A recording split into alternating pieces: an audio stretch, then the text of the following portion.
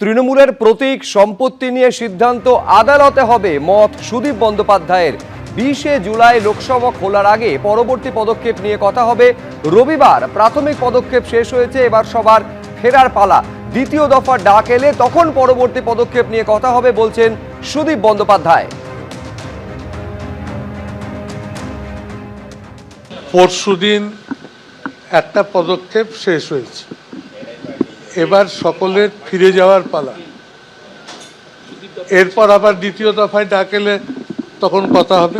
20 জুলাই লোকসভা খুলছে, লোকসভা খোলার আগে পরবর্তী পদক্ষেপগুলো গ্রহণ করা হবে। আমার পক্ষে নিয়মিত দিল্লি আসা সম্ভব নয়, এগুলো কাকলি, গোলদস্তিদার, শতাব্দী রায় মূলত এরা দেখাশোনা করবে। কিন্তু ব্যাপারটা অনেক দূর এগিয়েছে, এখন বিধানসভাতেও একই ধরনের একটা প্রস্তুতি চলছে। উভয় পক্ষ কিভাবে বসবে, কাছাকাছি আসবে, আরও এই দলের পরবর্তী কার্যক্রম কি হবে, তৃণমূল কংগ্রেস তার নানা রকম প্রতীক চিহ্ন, তার অর্থকরী, তার সম্পদ সব কিছু আছে, সেগুলো নিয়ে কি পদক্ষেপ হবে। আবার দীর্ঘ অভিজ্ঞতা বলে এগুলো সবই আদালতে নিষ্পত্তি হবে।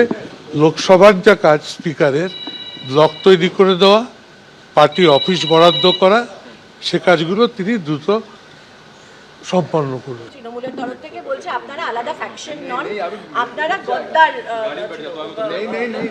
এসব রাজনীতির কথা যখন প্রথম রাজনীতিতে এসেছিলাম, আর এখন যখন 10 বার জেতা হয়ে গিয়েছে, তখন আর এসব কথাতে কোনো প্রতিক্রিয়া দিই না।